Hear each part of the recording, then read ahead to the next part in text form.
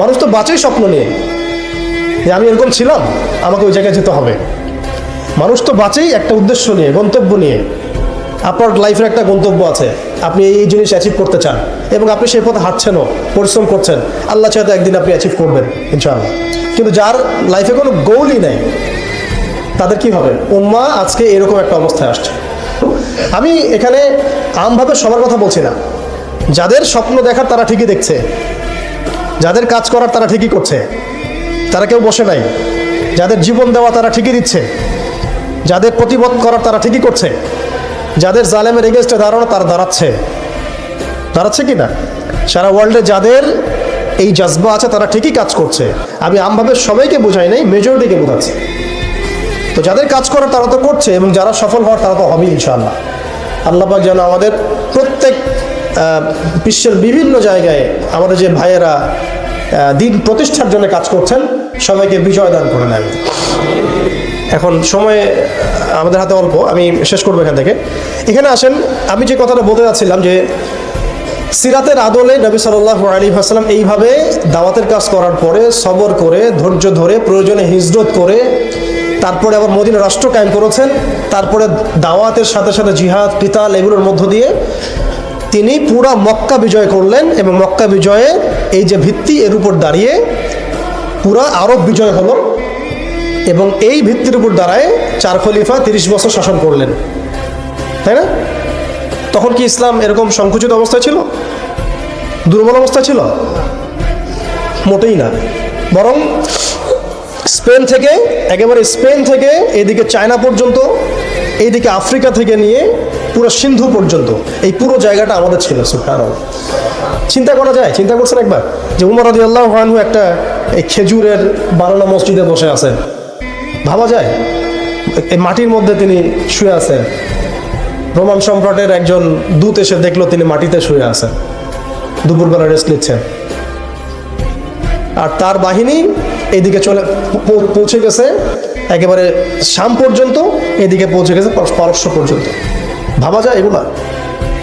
ওসমান রাদিয়াল্লাহু আনহুর সময় একদম সাইপ্রাস দ্বীপপুঞ্জ থেকে শুরু করে বাকি সব বিজয় হয়েছে। উমাইয়াদের সময় দেখা গেছে একদম স্পেন থেকে নিয়ে এদিকে চায়না পর্যন্ত, আর বললো আফ্রিকা থেকে নিয়ে সিন্ধু পর্যন্ত বিজয় হয়েছে। আব্বাসীয়দের সময় হয়েছে। এইভাবে প্রায় 1250 বছর আমরা ওয়ার্ল্ডকে শাসন করছি। তখন একটা মুসলিম নারীর দিকে চোখ তুলে তাকানোর জরুরত কেউ করতো না। একটা মুসলিম ভাইকে অন্যায়ভাবে হত্যা করবে সাহসী কারো ছিল না, গায়ে টোকা দিবে এই সাহসী ছিল না। আজকে আমাদের চোখের সামনে বিগত 100 বছরে আমার তো মনে হয় মিনিমাম 10 কোটি মুসলমান হত্যা করা হয়েছে। মিনিমাম 10 কোটি মুসলমানকে হচ্ছে বিগত 100 বছরে। মানে একেবারে চিহ্নিত করে করে মারা হচ্ছে, ইস্যু তুলে তুলে মারা হচ্ছে। যখন কোনো ইস্যু নাই, সবাই শান্তিপূর্ণ অবস্থায় থাকতে যাচ্ছে, তখন জঙ্গি ইস্যু তৈরি করা হচ্ছে, কোন নাটক সাজানো হচ্ছে। আরে মারবি বা যুদ্ধ করবি তো ঘোষণা দিয়ে কর, আর লুকাচুরির কি আছে? মুসলিমদেরকে মারার জন্য ভারতে নতুন নতুন পায়তারা চলতেছে। এখন আমাদের এই ভাইরা তো বদ্ধ একটা জায়গায়। আপনারাই বলেন তারা কি করবে এখন? তারা মিশন নিছে, রাষ্ট্রীয়ভাবে মিশন নিছে মুসলিম লীগ দলের। এখন এই ভাইদের কোনো রাষ্ট্র নাই, কোনো জামায়া নাই, কোনো আমির নাই, কোনো এদাদ নাই, কোনো জিহাদের কোনো মানে ওখানে অবস্থাই নাই করার মতো তাদের, তাই না? ভিতরে কথা বলছি আমি, কাশ্মীরের কথা বলছি না। তাহলে এই ভাইরা এখন কি করবে? এই যে অবস্থা, এই অবস্থা কি মনে করছেন আমাদেরকে প্রভাবিত করবে না? অভ্যন্তরীণভাবে এখানে বাংলাদেশে আমরা বেশিরভাগ মুসলিম হলেও আমাদের আশেপাশে চতুর্দিকে ঘোরাফেরা করতেছে কুফফাররা, চতুর্দিকে ঘোরাফেরা করতেছে। আপনি কাকে বিশ্বাস করবেন? চায়নাকে বিশ্বাস করবেন? ভারতকে বিশ্বাস করবেন? নেপাল ভুটানকে বিশ্বাস করবেন? না মায়ানমারকে বিশ্বাস করবেন? আপনি যাবেন কোন দিকে? আমাদের প্রস্তুতিটা কি? আমাদের প্রিপারেশন কি? রাষ্ট্র কি প্রিপারেশন নিচ্ছে? আমার কথা হচ্ছে রাষ্ট্র নাকি যুদ্ধ করে? সবাই বলেন একটা কথা না, রাষ্ট্রের অধীনে যুদ্ধ। তো রাষ্ট্র কি প্রিপারেশন নিচ্ছে? রাষ্ট্রের সেই ফিকির আছে কিনা? রাষ্ট্রের তো এই ফিকিরটুকু নাই যে রাষ্ট্রের মধ্যে ইসলামিক আইনগুলো বাস্তবায়িত হোক। এইটুকু ফিকির নাই তো আপনাদের। যারা ইলেকশন নির্বাচন, গণতন্ত্র এগুলো করতেছেন, কার ফিকির আছে? আল্লাহর কসম করে বুকে হাত দিয়ে বলেন তো কার ফিকির আছে ক্ষমতায় গিয়ে আপনি আল্লাহর আইন বাস্তবায়ন করবেন? ইসলামপন্থী ভাইদের কথা বাদ দিচ্ছি, ইসলামপন্থী ভাইদের কথা বাদ দিলাম, আমি সেকুলারদের কথা বলছি, ডেমোক্রেটিকদের কথা বলছি। কারণ রাষ্ট্র চলে আসছে এইভাবেই। আর যারা ফিকির করছেন ইসলাম নিয়ে আমি যাব, ওখানে গিয়ে এটা করবো, এটা আপনি ডেমোক্রেটিক সিস্টেমে করতে পারবেন না। আপনাকে সিস্টেমটা সরাই ফেলতে হবে। গণতন্ত্র বলে কোনো শব্দই রাখা যাবে না, তারপরে শরিয়া কায়েম করতে পারবেন। শরিয়া আর গণতন্ত্র একসাথে থাকতে পারে না। শরিয়া, গণতন্ত্র, ধর্মনিরপেক্ষতাবাদ, কমিউনিজম এগুলো একসাথে থাকতে পারে না।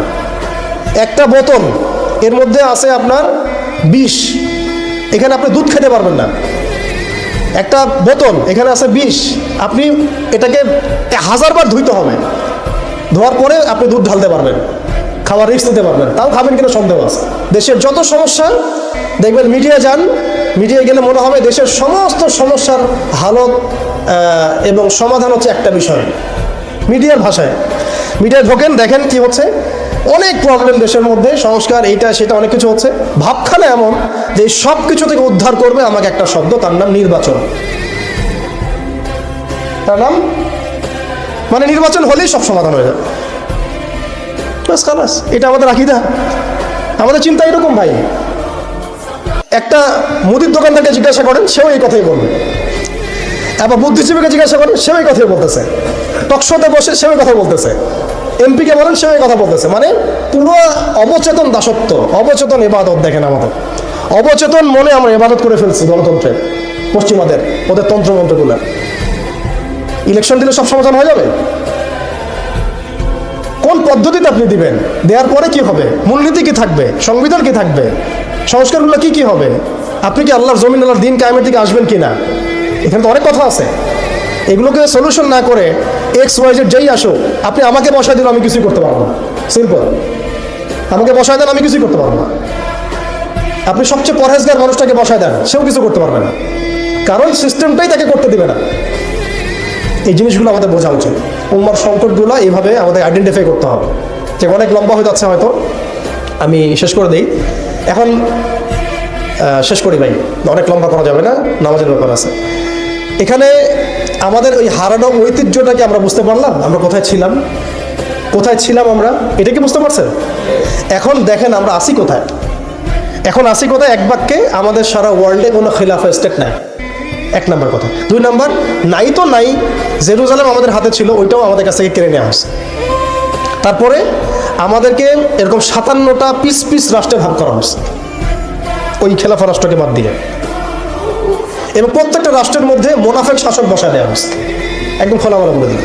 প্রত্যেকটা রাষ্ট্রের মধ্যে ম্যাক্সিমাম মোনাফেক শাসক বসায় দেওয়া হয়েছে, যারা নিজেরাই পশ্চিমাদের ওখানে সার্ভ করবে এবং আল্লাহর জমিনে তাগুত কায়েম করবে, আল্লাহর জমিনে তাগুত কায়েম করবে। এবং করেছে তারা এটা।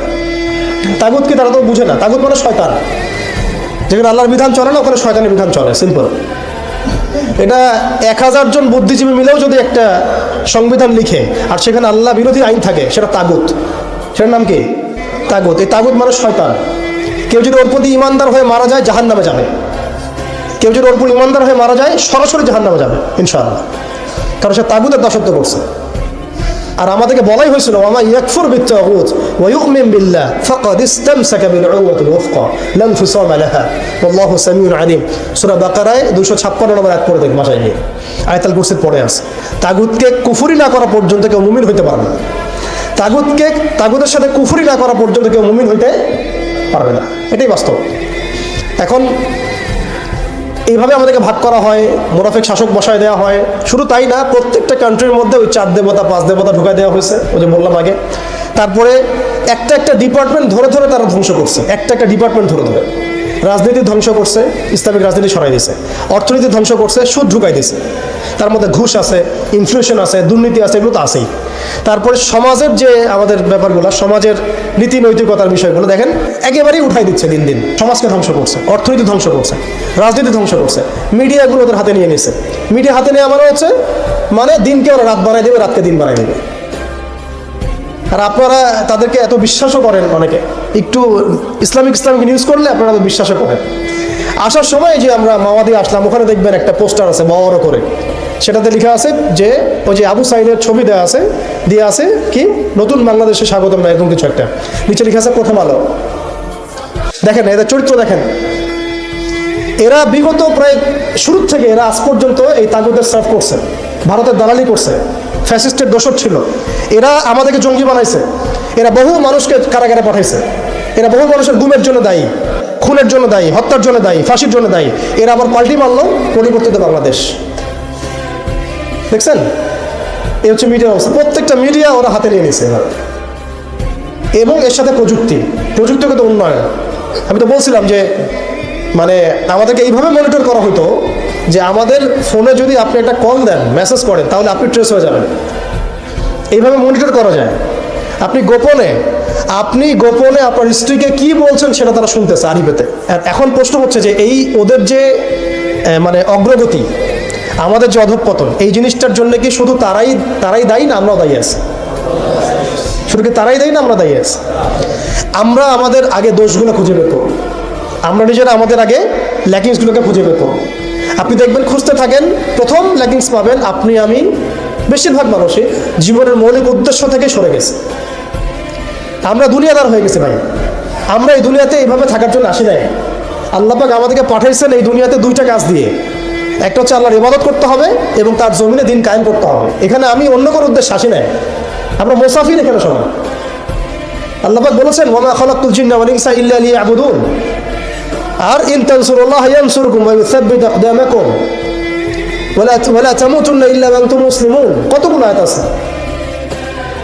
ইন্নাল্লাহা লা ইউগাইয়িরু মা বিকাওমিন হাত্তা ইউগাইয়িরু মা বিআনফুসিহিম। আয়াতের পর আয়াত বলা যাবে। আমাদেরকে এই দুনিয়াতে পাঠানো হয়েছে দুইটা কাজ।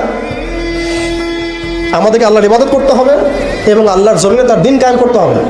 এটা আমাদের কাজ। বাকি সব কিছু গৌণ, এগুলো মুখ্য কাজ, মেইন। এবং আমাদেরকে দিন দেওয়া হয়েছে কেন? হুয়াল্লাযী আরসালা রাসূলাহু বিল হুদা ওয়া দীনিল হক লিইয়ুযহিরাহু আলা দীনি কুল্লি। এই দিনটা আল্লাহ পাক দিয়েছেন এই কারণেই, যাতে এই দিন অন্য সমস্ত দিনের উপর জয়লাভ করে। তো জয়লাভ কখন করবে? যখন আমরা ফিকির করবো তখন। এটা কি আবরাহার যুগ যে আবাবিল পাখি এসে পাথর ছুড়বে? বলেন, এখন পাথর আপনাকে আমাকে ছুড়তে হবে। এটা তো আবরাহার যুগ না। নবী সাল্লাল্লাহু আলাইহি ওয়াসাল্লাম দোয়া দিয়েই কি সব হয়েছে? দোয়ার সাথে চেষ্টা করেন নাই তিনি? এমনকি বদর যুদ্ধের দিনও তিনি কূপ দখল করলেন, ভালো জায়গাটাতে শিবির গাড়লেন, সৈন্য বিন্যাস করলেন। সব কিছু যখন ঠিকঠাক মতো হয়ে গেল, তারপরে বৃষ্টি আসলো আল্লাহর পক্ষ থেকে, তিনি দোয়া করা শুরু করলেন। এই দোয়ায় আল্লাহ পাক ফেরেশতা নাজিল করলেন। তাহলে কি আমাদের কাছে একমুখী না সব কিছু করতে হবে? এখন আমাদেরকে এই ল্যাকিংসগুলোকে খুঁজে বের করতে হবে। আমাদের ল্যাকিংস কোথায়? এই ইমানের দুর্বলতা, জীবনের উদ্দেশ্যে দুর্বলতা। আমরা দুনিয়াদার হয়ে গেছি, ভোগবিলাসী হয়ে গেছি, আমরা আমাদের ঐতিহ্য ভুলে গেছি, আমাদের শেকড় ভুলে গেছি, আমলে ঘাটতি হয়ে গেছে, হারাম খোর হয়ে গেছি, আমরা জেনাকার হয়ে গেছি, আমরা ফ্রি মিক্সিং করতেছি, পরকীয়া করতেছি, ঘুষ খাচ্ছি, দুর্নীতি করতেছি, সুদ খাচ্ছি। আমরা করতেছি এগুলো পশ্চিমারা করতেছে না। তা আমাদের ল্যাকিংসগুলোকে আমাদেরকে দূর করতে হবে। ইলমের ঘাটতি হচ্ছে, আমলের ঘাটতি হচ্ছে, আলেমদের সাথে সহবত নাই, তাসকিয়া নাই, পড়াশোনা নাই। কি করতেছি ভাই আমরা? আসলে কি জন্য আসছি আর কি করতেছি? এইখান থেকে ভবিষ্যৎটা হচ্ছে এই যে ইনশাআল্লাহ এই দিন বিজয় লাভ করবেই। আমরা নবী মুহাম্মদ সাল্লাল্লাহু আলাইহি ওয়াসাল্লামের জীবনী থেকে দেখতে পাচ্ছি যে এমন একটা সময় আজকে থেকে প্রায় 1400 বছর আগে চলে গেছে, যে সমাজটা একদম আইয়ামে জাহিলিয়াতে পরিপূর্ণ ছিল।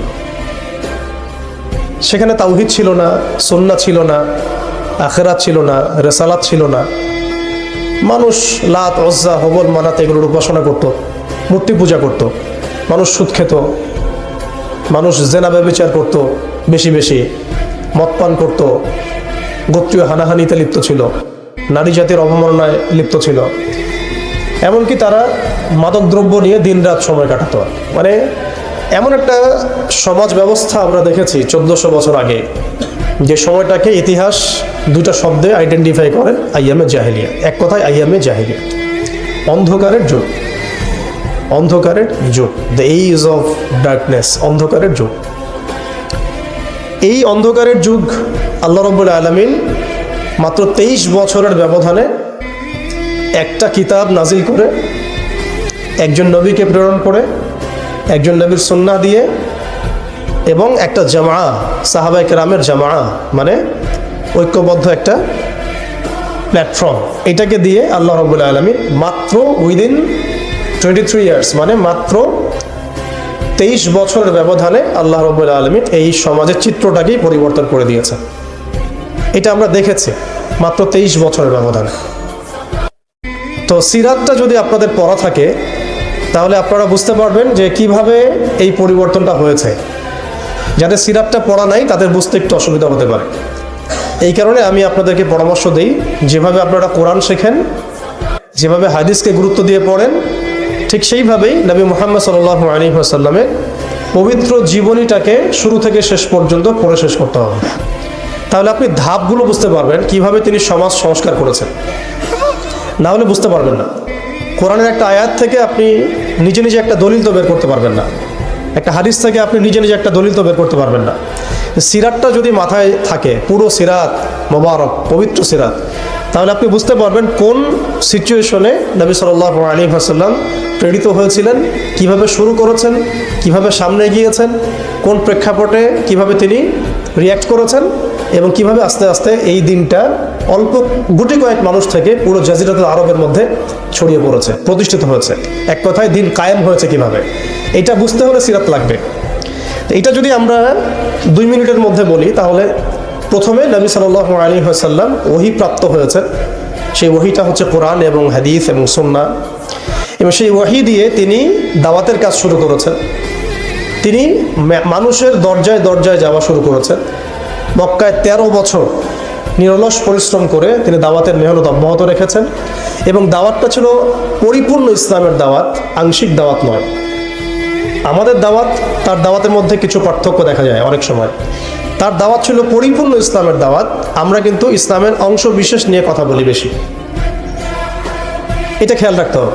তিনি দাওয়াতের কাজ করেছেন পরিপূর্ণ ইসলামের দাওয়াত, উদখুলু ফিস সিলমি কাফা, এর উপর আমল করার জন্য।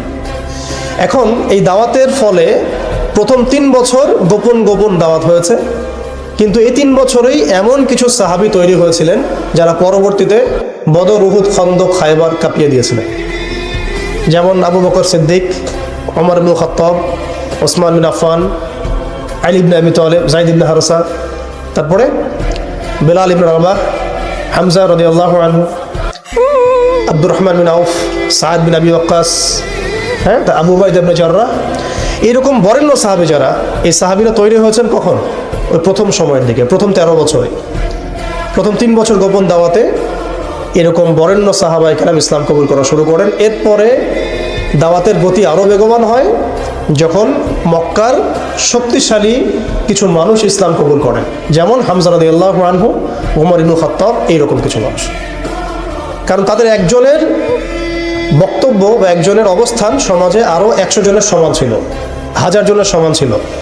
যখন সমাজে দাওয়াতের মধ্য দিয়ে প্রভাবশালী কিছু ব্যক্তি ইসলামের দিকে চলে আসে, তখন ইসলাম শক্তিশালী হয় এবং দাওয়াতটা বেগবান হওয়া শুরু হলো। দাওয়াত যত বেগবান হওয়া শুরু হলো, ততই কাফেরদের নির্যাতন বাড়তে থাকলো। দাওয়াত যত বেগবান হচ্ছিল, নির্যাতনের মাত্রা তত বাড়ছিল। আমরা বিপরীতভাবে বলতে পারি, নির্যাতনের মাত্রা যত বাড়ছিল, দাওয়াতও তত বেগবান হচ্ছে। আজকের বিষয় তাই হচ্ছে। ইসলামকে মুছে ফেলার যত চেষ্টা করা হচ্ছে, ইসলাম ততই ছড়িয়ে পড়ছে, আলহামদুলিল্লাহ। তো এই বিষয়গুলো সিরাত থেকে দেখবেন সব মিলে যাবে। ওই যে আইয়ামে জাহিলিয়াতের বর্ণনা দিলাম, এখনকার বিশ্বে এই প্রত্যেকটা জাহিলিয়াত মজুদ আছে। প্রথমে যে আইয়ামে জাহিলিয়াতের যে খাসলতগুলো বললাম, সেগুলো এখনকার বিশ্বে শতভাগ মজুদ আছে। এটা অনেক লম্বা আলোচনা। এখন তো মানুষ সরাসরি মুসলিমরা লাত, ওজ্জা, হবল, মানাতের ইবাদত না করলেও অদৃশ্য কিছু শিরকি মতবাদের ইবাদত করে, যেমন গণতন্ত্র, যেমন কমিউনিজম, ধর্মনিরপেক্ষতাবাদ, তারপরে জাতীয়তাবাদ, তারপরে এথিজম, নাস্তিকতা। এগুলো কিছু পশ্চিমা মতবাদ, এগুলো দেখা যায় না, ছোঁয়া যায় না, ভার্চুয়াল, ইনভিজিবল, কিন্তু এগুলো একটা আদর্শ। যে আদর্শগুলোর মধ্যে কুফর আছে, শিরক আছে, হারাম আছে, তাগুত আছে। সরাসরি মূর্তির সামনে সেজদা না করলেও অবচেতনভাবে মুসলিমরা আজকে এই মতবাদগুলোর পূজা করতেছে। এটাও শিরকের মধ্যেই পড়ছে, আংশিক হইলেও। কোনো কোনো ক্ষেত্রে যদি আকীদা ঠিক না থাকে, তাহলে পরিপূর্ণ শিরক হবে। এখন কথা হচ্ছে, এটা গেল মুসলমানদের অবস্থা। অমুসলিমরা তো মূর্তি পূজা করছেই। বিশ্বের বেশিরভাগ মানুষ এখন দেখা যাচ্ছে খ্রিস্টান ধর্মাবলম্বী, যারা ঈসা আলাইহিস সালামকে আল্লাহর পুত্র সাব্যস্ত করছে, নাউযুবিল্লাহি মিন যালিক। ইহুদিরা ওজাইর আলাইহিস সালামকে আল্লাহর পুত্র সাব্যস্ত করছে। আর মালউন যারা, মালউন মুশরিক, তারা কি করছে এটা তো আপনারা দেখতেই পাচ্ছেন। তারা লক্ষ কোটি দেবতার পূজা করছে, প্রকৃতি পূজা করছে, এর বাইরে আবার নতুন মতবাদ আসছে এখনকার বিশ্বে, নাস্তিকতা, যেটা এত এত উঁচু স্তরে ছিল না বিশ্বে কখনো। এই নাস্তিকতা দিন দিন এটা বাড়ছে আর বাড়ছে, বাড়ছে আর বাড়ছে। মানুষকে আল্লাহ দাসত্ব থেকে বের করে অন্য কোনো সত্তার দাসত্বের দিকে তারা নিয়ে যাওয়ার চেষ্টা করছে নাস্তিকতার আদলে। ওই জাহালাতগুলো এখন দূর হয় নাই, বরং বহু উঁচু স্তরে এটা সমাজে ছড়িয়ে পড়েছে আরো। কারণ সেই স্বর্ণযুগ থেকে আমরা বের হয়ে আসছি, সেই স্বর্ণযুগ আমাদের এখন তো নাই। এখন ওই যে সুদ, এই সুদ এখন হয়েছে বিশ্ব ব্যবস্থার সুদভিত্তিক ব্যাংকিং সিস্টেম। একই সুদ, বরং তার চেয়ে ভয়াবহ। 90% মুসলিম সুদের সাথে সম্পৃক্ত অলমোস্ট। হিসাব করে দেখেন আপনারা, থাকতে হবেই ওয়ার্ল্ড ব্যাংকের আন্ডারে, IMF এর আন্ডারে, ফেডারেল রিজার্ভ ব্যাংকের আন্ডারে। মুসলিম সংখ্যাগরিষ্ঠ থাকলেই একটা রাষ্ট্র ইসলামিক স্টেট হয় না, হয় না। মুসলিম সংখ্যাগরিষ্ঠ থাকলে একটা রাষ্ট্র কখনো ইসলামিক স্টেট হয় না। একটা রাষ্ট্র তখনই ইসলামিক স্টেট হয় যখন সেটা আল্লাহর আইন দ্বারা পরিচালিত হয়। তো বাংলাদেশ কি আল্লাহর আইন দ্বারা পরিচালিত হয়? সবাই জানি এটা হয় না। এটা হওয়ার ইচ্ছাও কি তাদের আছে? যারা লিডিং রোল প্লে করে তাদের তো ইচ্ছাও নাই, কারণ তারা মনে করে যে ইসলামিক আইন দিয়ে যদি রাষ্ট্র চলে তাহলে রাষ্ট্র নাকি মৌলবাদী রাষ্ট্র হয়ে যাবে, পশ্চিমারা রাগ করবে, আমেরিকা আব্বু মাইন্ড করবে, ভারত নাকি খেপে যাবে। এগুলো তারা মনে করে, এই জুজুর ভয় তারা আমাদেরকে দেখায়। এগুলো সব জুজুর ভয়। অথচ রাসূলুল্লাহ সাল্লাল্লাহু আলাইহি ওয়াসাল্লাম যখন মদিনা রাষ্ট্র কায়েম করেছেন তখন বিশ্বে রোমানরা পরাশক্তি ছিল, পারস্যরা পরাশক্তি ছিল।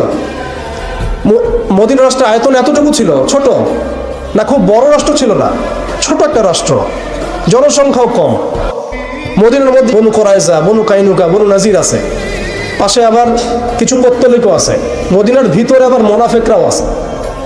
তাদের তাদের অস্তিত্বের উপরেই মদিনা রাষ্ট্র কায়েম হলো এবং সেখানে আল্লাহ পাকের বিধান বাস্তবায়িত হলো। কই তখন তো আমরা এভাবে চিন্তা করি নাই যে রোমানরা খেপে যাবে, পার্সিয়ানরা খেপে যাবে। ওরা তখন সংখ্যার দিক থেকে, অস্ত্রের দিক থেকে, জনবলের দিক থেকে, মানে আপনার সার্বভৌমত্বের দিক থেকে মুসলিমদের চেয়ে অনেক শক্তিশালী ছিল। কিন্তু কোনো মুসলিম তো এভাবে চিন্তা করে নাই যে আল্লাহর জমিন, আল্লাহর আইন বাস্তবায়িত করলে ওরা আমাদের উপর খেপে যাবে, তেরে আসবে। আর আসলেই বাকি যে কয়েকবার তেরে আসছে সে কয়েকবার তারা নাকানি চুবানি খেয়ে বিতাড়িত হয়েছে। আমরা সেই রোমানদেরকে ডিফিট করেছিলাম, সেই পার্সিয়ানদেরকে ডিফিট করেছি, সেই রোম সাম্রাজ্য, সিরিয়া, শাম, এগুলো আমরা বিজয় করেছি। সে পারস্য আমরা বিজয় করেছি। যারা আমাদের এগেনস্টে দাঁড়ানোর চেষ্টা করেছে আল্লাহ পাক ধুলা মারি উড়িয়ে দিয়েছিলেন।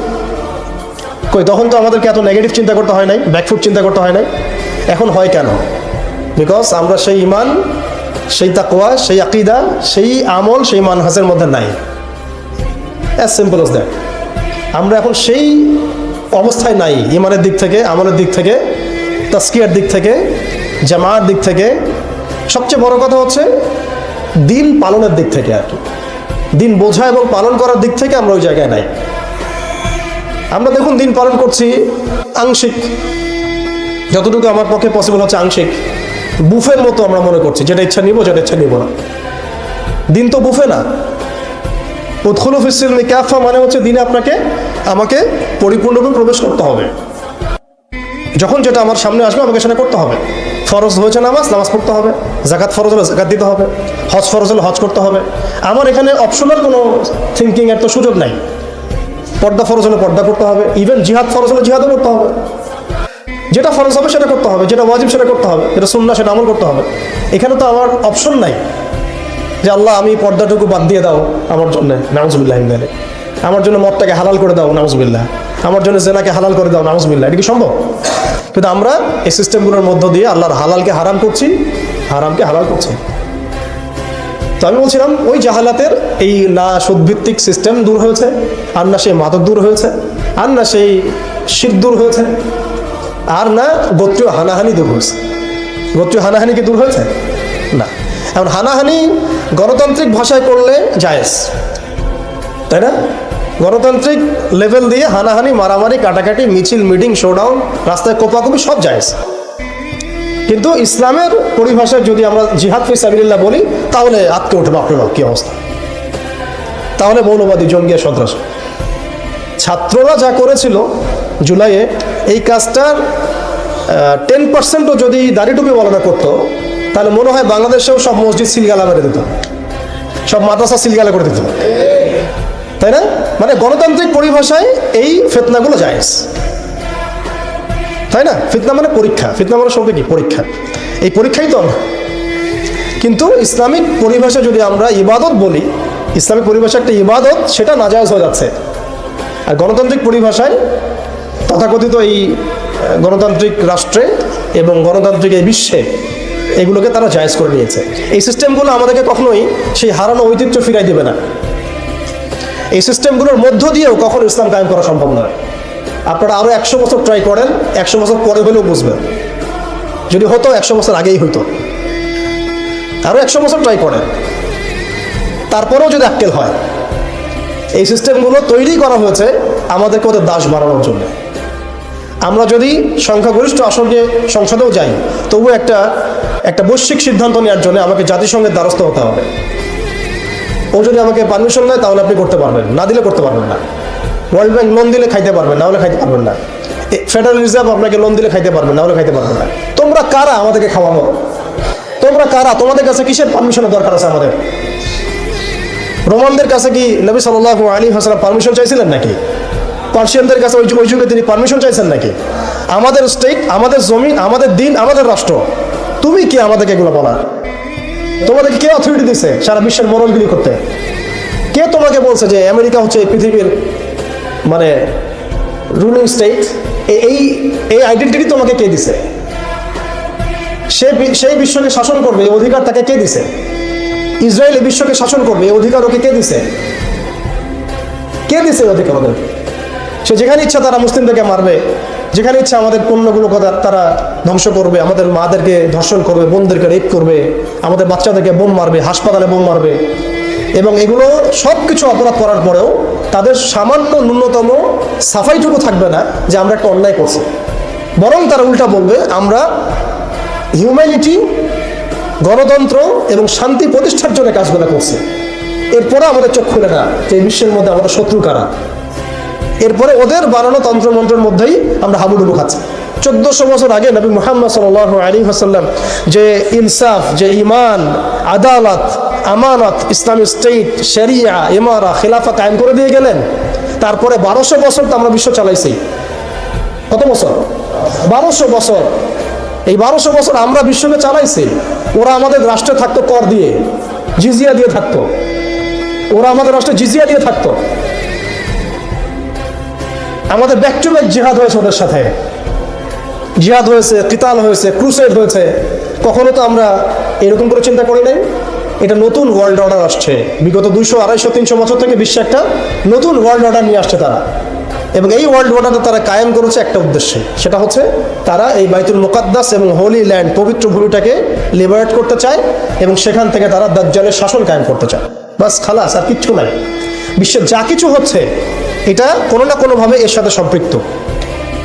ওদের জাতিসংঘ তৈরি করা, ওদের এই ব্যাংকিং সিস্টেম, ওদের এই পলিটিক্যাল সিস্টেমগুলা, খিলাফাকে ধ্বংস করা, মুসলিমদেরকে এইভাবে টুকরা টুকরা করে বিভক্ত করে ফেলা, মুসলিমদেরকে নিধন করা, ওদের সামরিক যে উন্নতি, হ্যাঁ, ওদের জনসংখ্যা, ওদের যে প্রযুক্তিগত উন্নয়ন, সব কিছু দেখবেন আস্তে আস্তে আস্তে আস্তে ওই বাইতুল মুকাদ্দাসে গিয়ে থাকবে।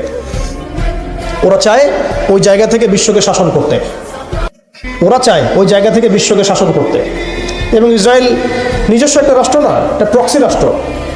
তাকে জন্ম দিয়েছে ব্রিটেন, তাকে জন্ম দিয়েছে ব্রিটেন, ওকে ভরণ পোষণ দিয়েছে ব্রিটেন। তারপরে ওকে আজকে বড় করেছে, এই যৌবনে নিয়ে আসছে আমেরিকা, পশ্চিমারা। খালাস, ও একা কিছু ছিল না। কি উদ্দেশ্যে? কারণ তারা তাদের যে গন্তব্য সেটা সম্পর্কে সচেতন।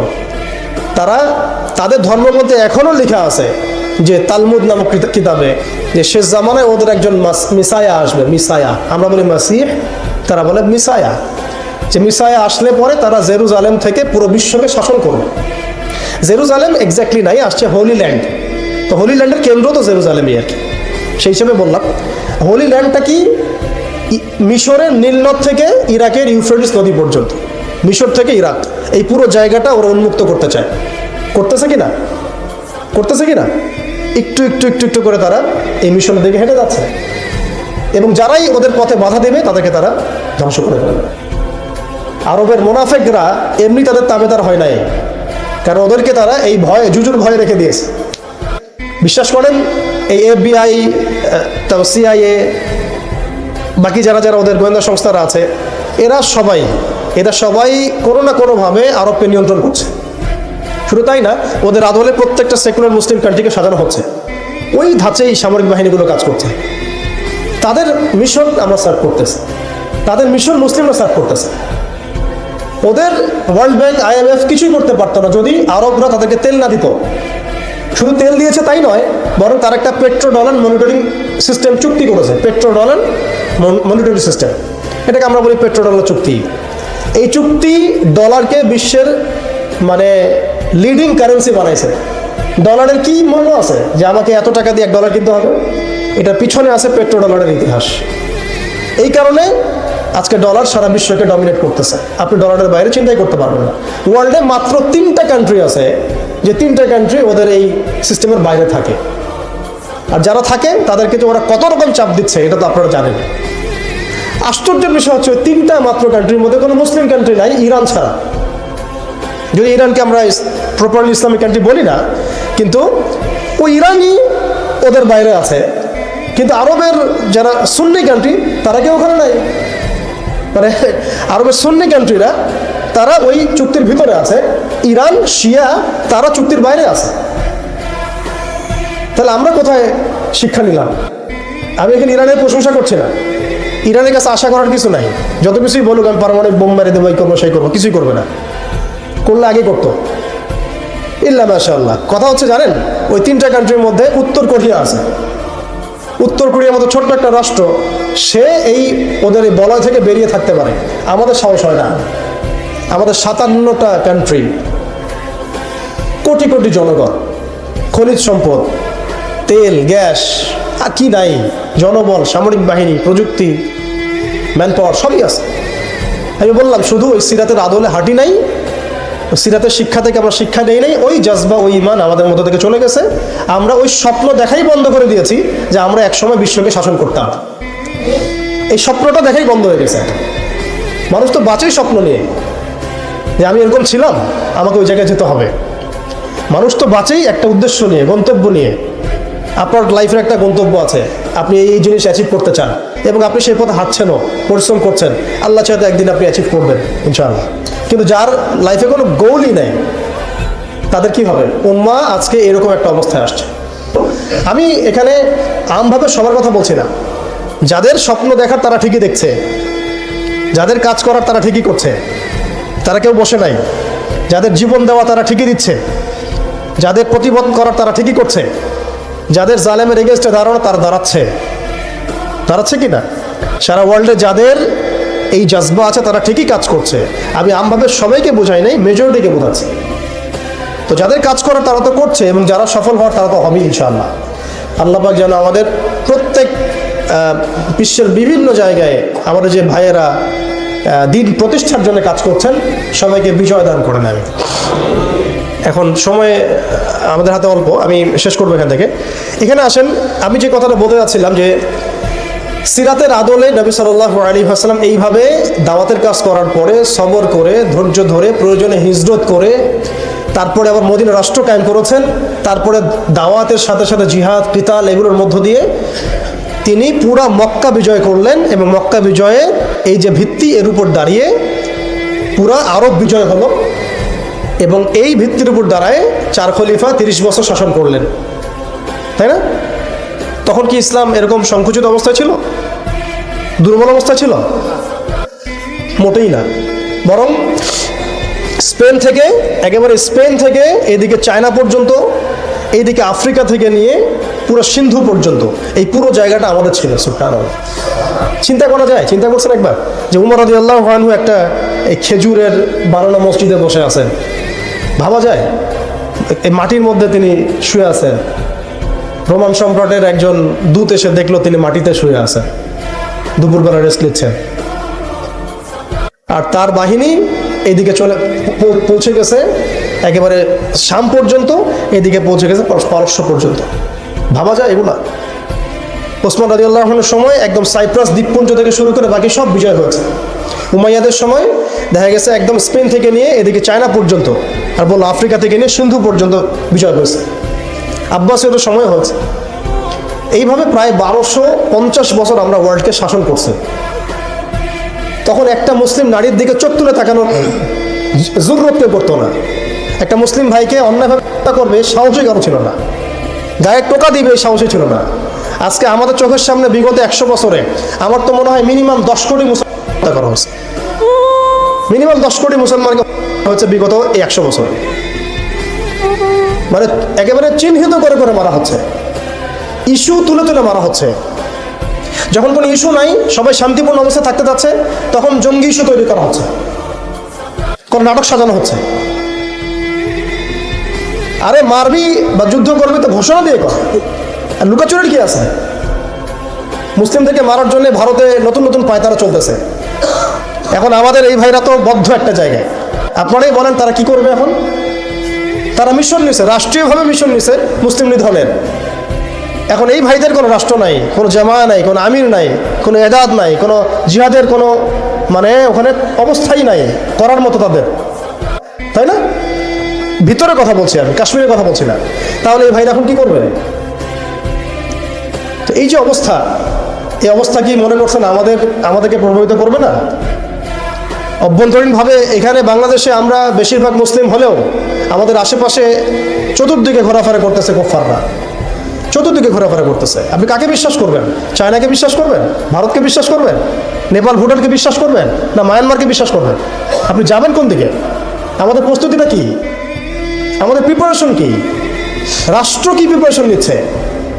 আমার কথা হচ্ছে রাষ্ট্র নাকি যুদ্ধ করে? সবাই বলেন একটা কথা না, রাষ্ট্রের অধীনে যুদ্ধ। তো রাষ্ট্র কি প্রিপারেশন নিচ্ছে? রাষ্ট্রের সেই ফিকির আছে কিনা? রাষ্ট্রের তো এই ফিকিরটুকু নাই যে রাষ্ট্রের মধ্যে ইসলামিক আইনগুলো বাস্তবায়িত হোক। এইটুকু ফিকির নাই তো আপনাদের। যারা ইলেকশন নির্বাচন গণতন্ত্র এগুলো করতেছেন, কার ফিকির আছে? আল্লাহর কসম করে বুকে হাত দিয়ে বলেন তো কার ফিকির আছে ক্ষমতায় গিয়ে আপনি আল্লাহর আইন বাস্তবায়ন করবেন?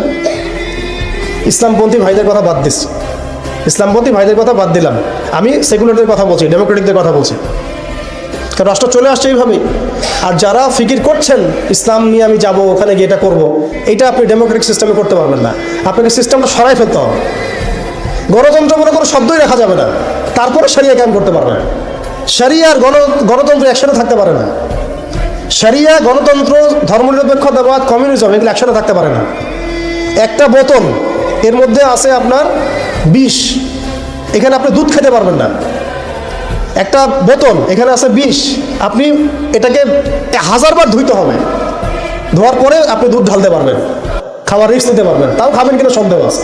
দেশের যত সমস্যা দেখবেন, মিডিয়া যান, মিডিয়ায় গেলে মনে হবে দেশের সমস্ত সমস্যার হালত এবং সমাধান হচ্ছে একটা বিষয়, মিডিয়ার ভাষায়। মিডিয়ায় ঢোকেন, দেখেন কি হচ্ছে, অনেক প্রবলেম দেশের মধ্যে, সংস্কার এইটা সেটা অনেক কিছু হচ্ছে। ভাবখানা এমন যে সব কিছু থেকে উদ্ধার করবে আমাকে একটা শব্দ, তার নাম নির্বাচন। তার নাম মানে নির্বাচন হলেই সব সমাধান হয়ে যায়, বাস খালাস। এটা আমাদের আকীদা, আমাদের চিন্তা এরকম ভাই। একটা মুদির দোকানদারকে জিজ্ঞাসা করেন, সেও এই কথাই বলবে। আবার বুদ্ধিজীবীকে জিজ্ঞাসা করেন, সেও এই কথাই বলতেছে। টকশোতে বসে সেও এই কথা বলতেছে। এমপিকে বলেন, সেও এই কথা বলতেছে। মানে পুরো অবচেতন দাসত্ব, অবচেতন ইবাদত। দেখেন আমাদের অবচেতন মনে আমরা ইবাদত করে ফেলছি গণতন্ত্রের, পশ্চিমাদের ওদের তন্ত্রমন্ত্রগুলার। ইলেকশন দিলে সব সমাধান হয়ে যাবে? কোন পদ্ধতিতে আপনি দিবেন? দেওয়ার পরে কি হবে? মূলনীতি কি থাকবে? সংবিধান কি থাকবে? সংস্কারগুলো কি হবে? আপনি কি আল্লাহর জমিন, আল্লাহর দিন কায়েমের দিকে আসবেন কিনা? এখানে তো অনেক কথা আছে। এগুলোকে সলিউশন না করে XYZ যেই আসো, আপনি আমাকে বসায় দিলে আমি কিছুই করতে পারবো না।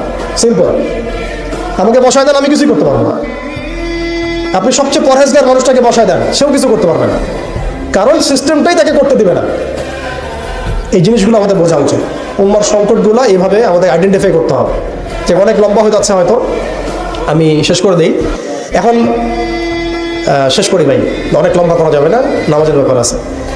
এখানে আমাদের ওই হারানো ঐতিহ্যটাকে আমরা বুঝতে পারলাম, আমরা কোথায় ছিলাম আমরা, এটা কি বুঝতে পারছেন? এখন দেখেন আমরা আসি কোথায়। এখন আসি কথা, এক বাক্যে আমাদের সারা ওয়ার্ল্ডে কোনো খিলাফা স্টেট নাই, এক নাম্বার কথা। দুই নাম্বার, নাই তো নাই, জেরুজালেম আমাদের হাতে ছিল, ওইটাও আমাদের কাছ থেকে কেড়ে নেওয়া হয়েছে। তারপরে আমাদেরকে এরকম 57টা পিস পিস রাষ্ট্রে ভাগ করা হয়েছে ওই খেলাফা রাষ্ট্রকে বাদ দিয়ে, এবং প্রত্যেকটা রাষ্ট্রের মধ্যে মোনাফেক শাসক বসায় দেওয়া হয়েছে। একদম খোলামেলা বলে দিল, প্রত্যেকটা রাষ্ট্রের মধ্যে ম্যাক্সিমাম মোনাফেক শাসক বসায় দেওয়া হয়েছে, যারা নিজেরাই পশ্চিমাদের ওভাবে সার্ভ করবে এবং আল্লাহর জমিনে তাগুত কায়েম করবে, আল্লাহর জমিনে তাগুত কায়েম করবে। এবং করেছে তারা এটা। তাগুত কি তারা তো বুঝে না, তাগুত মানে শয়তান। যেখানে আল্লাহর বিধান চলে না, ওখানে শয়তানের বিধান চলে, সিম্পল। এটা 1000 জন বুদ্ধিজীবী মিলেও যদি একটা সংবিধান লিখে আর সেখানে আল্লাহ বিরোধী আইন থাকে, সেটা তাগুত। সেটার নাম কি? তাগুত। এই তাগুত মানে শয়তান। কেউ যদি ওর প্রতি ইমানদার হয়ে মারা যায়, জাহান্নামে যাবে। কেউ যদি ওর প্রতি ইমানদার হয়ে মারা যায়, সরাসরি জাহান্নামে যাবে ইনশাআল্লাহ, কারণ সে তাগুতের দাসত্ব করছে। আর আমাদেরকে বলাই হয়েছিল, ওয়া মা ইয়াকফুর বিত-তাগুত ওয়া ইউমিন বিল্লাহ ফাকাদ ইসতামসাকা বিল উরওয়াতিল ওয়ুসকা লা ইনফিসামা লাহা ওয়াল্লাহু সামিউন আলিম। সূরা বাকারায় 256 নম্বর আয়াত পড়ে দেখবেন বাসায় গিয়ে, আয়াতুল কুরসির পড়ে আছে। তাগুতকে কুফরি না করা পর্যন্ত কেউ মুমিন হইতে পারবে না। তাগুতের সাথে কুফরি না করা পর্যন্ত কেউ মুমিন হইতে পারবে না, এটাই বাস্তব।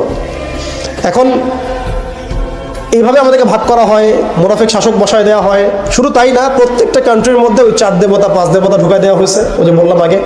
তারপরে একটা ডিপার্টমেন্ট ধরে ধরে তারা ধ্বংস করছে, একটা ডিপার্টমেন্ট ধরে ধরে। রাজনীতি ধ্বংস করছে, ইসলামিক রাজনীতি সরাই দিয়েছে। অর্থনীতি ধ্বংস করছে, সুদ ঢুকাই দিয়েছে। তার মধ্যে ঘুষ আছে, ইনফ্লেশন আছে, দুর্নীতি আছে, এগুলো তো আছেই। তারপরে সমাজের যে আমাদের ব্যাপারগুলো, সমাজের নীতি নৈতিকতার বিষয়গুলো দেখেন একেবারেই উঠাই দিচ্ছে দিন দিন। সমাজকে ধ্বংস করছে, অর্থনীতি ধ্বংস করছে, রাজনীতি ধ্বংস করছে, মিডিয়াগুলো ওদের হাতে নিয়ে নিয়েছে। মিডিয়া হাতে নেওয়া মানে হচ্ছে মানে দিনকে ওরা রাত বানাই দেবে, রাতকে দিন বানাই দেবে। আর আপনারা তাদেরকে এত বিশ্বাসও করেন, অনেকে একটু ইসলামিক নিউজ করলে আপনারা বিশ্বাসও করেন। আসার সময় যে আমরা মাওয়াদি আসলাম, ওখানে দেখবেন একটা পোস্টার আছে বড় করে, সেটাতে লেখা আছে যে ওই যে আবু সাইদের ছবি দেওয়া আছে, দিয়ে আছে কি নতুন বাংলাদেশে স্বাগতম না এরকম কিছু একটা, নিচে লেখা আছে প্রথম আলো। দেখেন এদের চরিত্র দেখেন, এরা বিগত প্রায় শুরু থেকে এরা আজ পর্যন্ত এই তাগুদের সার্ভ করছে, ভারতের দালালি করছে, ফ্যাসিস্টের দোসর ছিল। এরা আমাদেরকে জঙ্গি বানাইছে, এরা বহু মানুষকে কারাগারে পাঠাইছে, এরা বহু মানুষের গুমের জন্য দায়ী, খুনের জন্য দায়ী, হত্যার জন্য দায়ী, ফাঁসির জন্য দায়ী। এরা আবার পাল্টি মারলো পরিবর্তিত বাংলাদেশ। দেখছেন, এই হচ্ছে মিডিয়ার অবস্থা। প্রত্যেকটা মিডিয়া ওরা হাতে নিয়ে নিয়েছে এবং এর সাথে প্রযুক্তিগত উন্নয়ন। আমি তো বলছিলাম যে মানে আমাদেরকে এইভাবে মনিটর করা হতো যে আমাদের ফোনে যদি আপনি একটা কল দেন, মেসেজ করেন, তাহলে আপনি ট্রেস হয়ে যাবেন। এইভাবে মনিটর করা যায়। আপনি গোপনে আপনার স্ত্রীকে কি বলছেন সেটা তারা শুনতেছে আরিফেতে। এখন প্রশ্ন হচ্ছে যে এই ওদের যে মানে অগ্রগতি, আমাদের যে অধঃপতন, এই জিনিসটার জন্য কি শুধু তারাই দায়ী না আমরাও দায়ী আছি? শুধু কি তারাই দায়ী না আমরা দায়ী আছি? আমরা আমাদের আগে দোষগুলো খুঁজে বের করব, আমরা নিজেরা আমাদের আগে ল্যাকিংসগুলোকে খুঁজে বের করব। আপনি দেখবেন, খুঁজতে থাকেন, প্রথম ল্যাকিংস পাবেন আপনি, আমি, বেশিরভাগ মানুষই জীবনের মৌলিক উদ্দেশ্য থেকে সরে গেছে। আমরা দুনিয়াদার হয়ে গেছি ভাই। আমরা এই দুনিয়াতে এইভাবে থাকার জন্য আসি নাই। আল্লাহ পাক আমাদেরকে পাঠাইছেন এই দুনিয়াতে 2টা কাজ দিয়ে।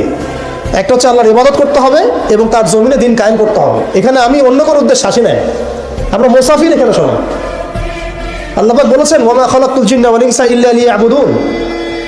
আর ইন তানসুরুল্লাহ ইয়ানসুরকুম ওয়া ইউসাব্বিত আকদামাকুম ওয়ালা তামুতুন্না ইল্লা ওয়া আনতুম মুসলিমুন। কতগুলো আয়াত আছে।